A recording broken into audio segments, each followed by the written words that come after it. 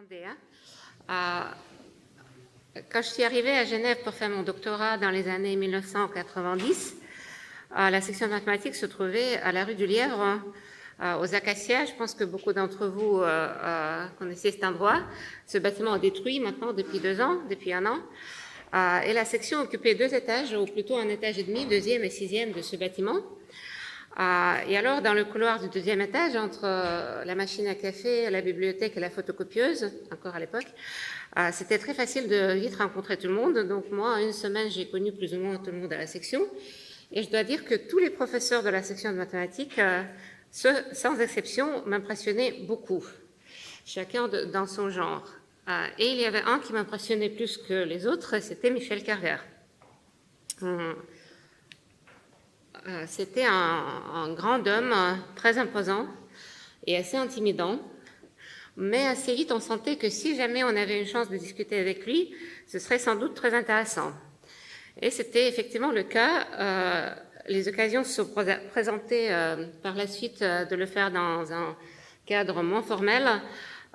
Donc une jolie tradition qui existe à la section de mathématiques encore aujourd'hui, c'est de partir, les jeunes et les moins jeunes ensemble, pour faire une semaine de mathématiques hors ville, typiquement dans un village des Alpes vaudoises, où on écoute des exposés sur les derniers résultats dans différents domaines de mathématiques.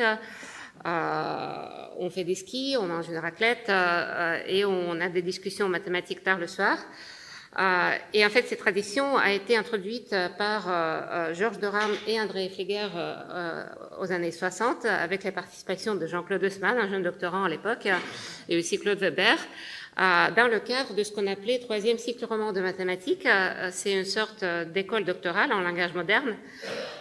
Et quand Michel Carver est arrivé à Genève donc, comme professeur en 1971, il a été tout de suite nommé directeur de ce 3e cycle roman et participé et organisé en fait beaucoup de ces semaines qui avaient beaucoup d'influence pour les recherches à Genève et ailleurs.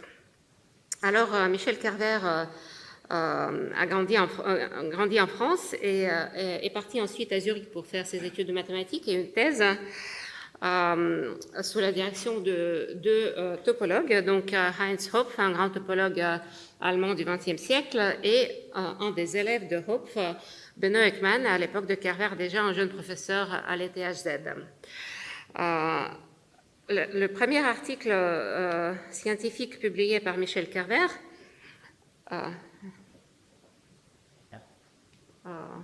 voilà, ici vous voyez le titre, extension d'un théorème de Georges de Rame et expression de l'invariant de Hopf par une intégrale. Donc, il travaillait aussi en topologie algébrique, comme ce que Elise vous a expliqué, sauf que le sujet de sa thèse n'était pas l'étude des lacets à l'intérieur d'un espace topologique, comme ce qui a été introduit par Poincaré, donc l'invariant qui s'appelle le groupe fondamental, dont Elise a parlé, mais les invariants analogues où on regarde les sphères à l'intérieur de notre espace topologique, les sphères de dimension supérieure, donc j'ai marqué ça ici, SI, sphère de dimension I, qu'on peut aussi voir à l'intérieur de l'espace topologique X, modulo des déformations continues qu'on appelle des homotopies, et donc ça donne lieu à des invariants, un invariant par un entier I, et ces invariants étaient le sujet de la thèse de doctorat de Michel Carver.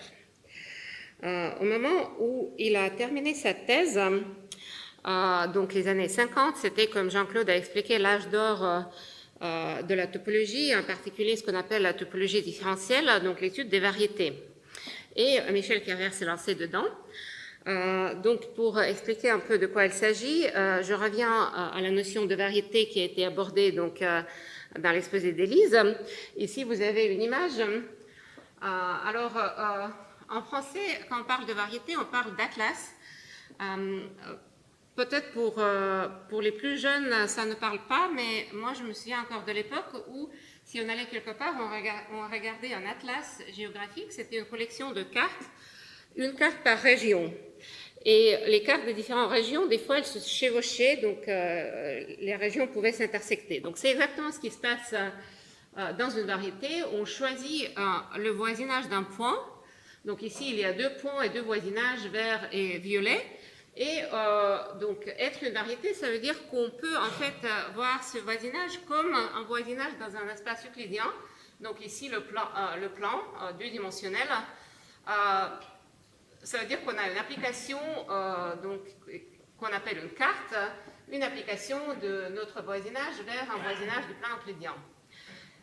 Et si on a une telle structure, on a aussi les applications de changement de carte, ou si vous voulez, changement de coordonnées. Donc, des applications qui opèrent ici, voilà, des applications qui sont a priori continues, inversibles d'inverse continue. Et alors, la question que les gens se posaient à cette époque, c'est est-ce qu'on peut en fait affirmer que toujours, pour n'importe quelle variété, ces applications ne sont pas seulement des applications continues, mais possèdent des propriétés encore plus jolies, sont non seulement continues, mais aussi dérivables. Donc, une propriété que vous étudiez au cours d'analyse de première année, ça veut dire avoir une tangente en chaque point, être dérivable. Alors, une figure clé de cette étude à l'époque, c'est le topologue américain John Milnor. Vous voyez ici sa photo avec quelques modèles de variétés. En 1962, il a 31 ans à l'époque, jeune professeur à Princeton. Et alors, Milnor démontre un théorème qui le rend célèbre en 1956. Donc, il y a une variété qui est en fait la sphère en dimension 7, S7, sur laquelle on peut définir structure de variété de plusieurs manières différentes. Et donc, ça donne des structures différenciables différentes sur cette variété topologiquement une sphère de dimension 7. Donc, ces variétés différentiables s'appellent maintenant des sphères exotiques.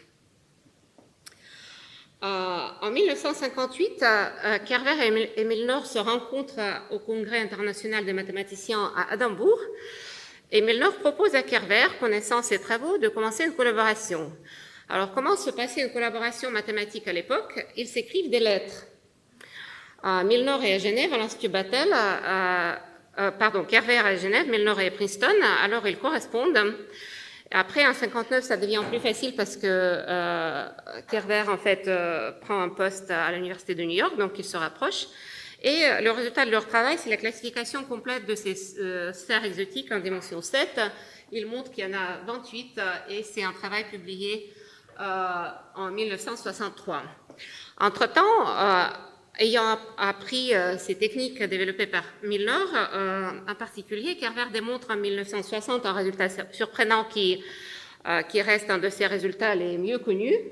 Il existe en dimension 10 une variété qui n'admet aucune structure différenciable. Donc, c'est vraiment un truc contre-intuitif. Alors, si on veut mettre ce résultat dans un contexte historique, on peut penser aux mathématiques du XIXe siècle où beaucoup de mathématiciens travaillaient au développement de la notion de fonction.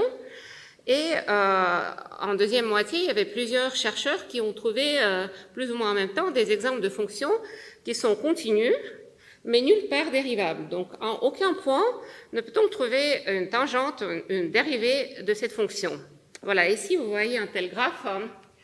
Ça s'appelle la fonction de Weierstrass, c'est un des exemples les mieux connus, et vous voyez que la formule de cette fonction est finalement pas du tout compliquée, mais elle possède ces propriétés monstrueuses, comme on disait à l'époque. Donc ici, j'ai mis un peu pour rigoler la citation de Charles Hermite, qui était vraiment indigné du fait qu'on peut étudier de tels objets monstrueux, et même Poincaré, qui était en fait un visionnaire et un mathématicien très progressiste, disons, même lui, il appliquait vraiment le mot monstre en parlant de ces fonctions. Alors en fait, ils sont devenus beaucoup mieux acceptés par le monde mathématique avec les découvertes du XXe siècle, justement avec la découverte des fractales qui sont par définition des courbes continues, nulle part dérivables. Et on a vu qu'il y a, comme on a vu dans l'exposé de Hugo, plein de situations où c'est exactement ces objets-là qu'il faut étudier, notamment ça c'est une trajectoire typique du mouvement brownien, dont Hugo a aussi parlé. C'est aussi une courbe continue nulle part dérivable. Voilà, donc si on revient au théorème de Kerver, on peut se poser la question, comment est-ce qu'on démontre un tel théorème, qu'il existe une variété en dimension 10 qui ne possède aucune structure différenciable? Eh bien, on se fait à l'aide d'un invariant. Donc, de nouveau, il y a des méthodes de topologie algébrique qui interviennent. Donc, Kerver invente un invariant qui porte son nom. C'est un nombre associé à une variété qui peut prendre deux valeurs 0 ou 1. Et alors, ce qu'il démontre, c'est qu'il existe une variété en dimension 10 sur laquelle cet invariant est égal à 1. Et d'autre part, sur n'importe quelle variété différenciable, cet invariant doit être égal à 0. Donc, la variété qu'il construit, il n'est pas différenciable. Alors, pour vous montrer comment les idées mathématiques progressent dans le temps, longtemps après que Kerver quitte le domaine de topologie différentielle et ne réfléchit plus à cette question, les gens continuent à travailler sur l'invariant de Kerver et se demandent en quelle dimension peut-on avoir des variétés avec la valeur de l'invariant de Kerver non nulle pour une variété différenciable. Il se trouve qu'il y a assez peu de valeurs possibles et la dernière qui a été trouvée, c'est 126. Et alors, le théorème sur l'existence d'une variété avec un invariant de Kerver non nul en dimension 126 a été annoncé, c'est pas encore publié, mais ça a été annoncé dans un séminaire à Princeton en mai 2024. Donc, il y a moins de 6 mois. Voilà, alors les travaux de Kerver en topologie l'amènent à réfléchir beaucoup à la théorie des groupes. Et la deuxième moitié de sa carrière mathématique est consacrée plutôt aux questions algébriques et combinatoires. Notamment, il y a une conjecture de Kerver en théorie des groupes. J'aurais beaucoup aimé vous en parler parce que c'est plus proche de mes recherches à moi. Malheureusement, j'ai pas le temps. Donc, cette conjecture est toujours ouverte. Si vous cherchez un sujet de recherche, voilà, c'est une possibilité. Durant sa carrière, Michel Kerver a dirigé 21 thèses, dont 15 thèses de doctorat à Genève. Et actuellement, on lui compte 152 descendants mathématiques. Ça, c'est le graphe représentant ses descendants il y a quelques années, mais ce graphe donc augmente avec le temps.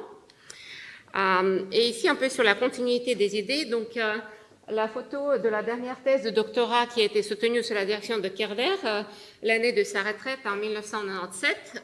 C'est l'année où moi j'ai soutenu ma thèse, donc j'ai bien connu l'auteur, Fabrice Léardé, qui était donc un camarade d'études doctorales. Et cette thèse porte sur la complexité des groupes abéliens. Donc, tout le monde, je pense, sait maintenant ce que c'est qu'un groupe. Un groupe abélien, ça veut dire que les éléments commutent. Donc, du point de vue de la théorie des groupes, c'est les objets les plus simples, les plus petits. Et la classe suivante, si on fait un pas vers quelque chose de plus complexe, c'est les groupes qu'on appelle les groupes nilpotents. Alors, la même question que Fabrice Léardé considérait dans sa thèse dirigée par Kerver en 1997 a été résolue pour les groupes nilpotents par deux doctorants actuels de la section, donc Pierre Bagnou et Corentin Baudard, et leur article sur le sujet a été publié aussi en 2024. Donc, voilà, l'influence des idées de Michel Kerver persiste et on attend les développements suivants. Merci.